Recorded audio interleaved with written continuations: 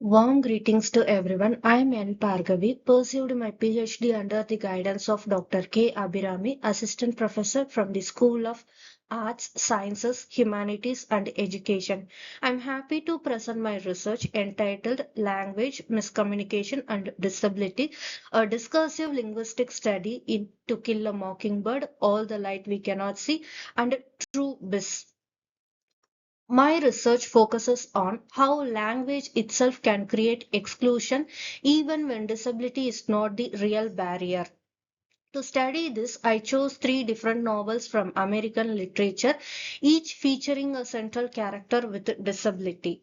I analyzed using Grice's cooperative principles, which says effective communication should follow four rules. They are the maximum of quantity. The speaker should provide necessary information. He should not give more or less information. The maximum of quality. The speaker should speak only the truth with adequate evidence. The maximum of relation. The speaker should be relevant in his conversation and context. And the maximum of manner. The speaker should provide clear and logical statement without ambiguous. My research examines what happens when people around the disabled character break these rules and how these communication failures create exclusion. The existing literature focus only on disability studies, racial discrimination, psychological perspective. On the other hand, Grice's theory has been analyzed in daily conversations, classroom settings, and so on. So this is a new perspective where intersecting Gricean pragmatics with the disability discourse because Grice's theory has not previously been applied to study disability discourse in these three novels. Now let me briefly explain the analysis of my research. First, I selected dialogues and narrative passages involving characters with disabilities or the ways other characters talk about them.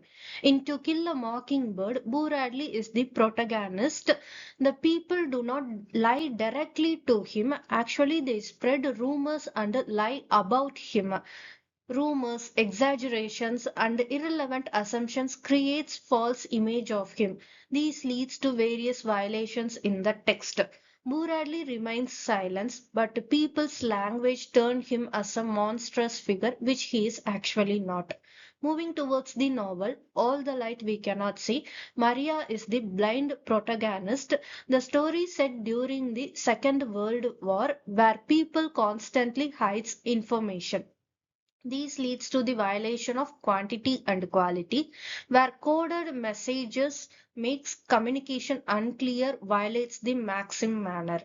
However, Maria Laure is blind. She faces difficulties. These communication failures are not the limitations for her. She navigates the world through touch and sound. This way of communicating is also equally meaningful. Moving towards the novel True Biz, Charlie is the deaf protagonist. She faces the difficulties both in institutions and family side. Even her parents did not support her and concern about her. Her mother feels disgrace of her deafness. These leads to various violations in the text. However, the novel challenges the idea that American Sign Language is not a substitute. Actually, it is the complete language of its own identity and culture. Across these three novels, one clear pattern emerges is it is not disability that exclude people, it is the failure that communicates people around them. Moving towards the Moving towards the conclusion, my finding shows that all four maxims are violated, but for different reasons: rumors, adaptations, and institutional bias. Most importantly, these three novels transferred disability from weakness into a strength. Silence, touch, and sign language are not the limitations, they are the powerful and meaningful way of communication. My research discusses that disabled people are not unable to communicate. Actually, the real problem is that the society fails to them.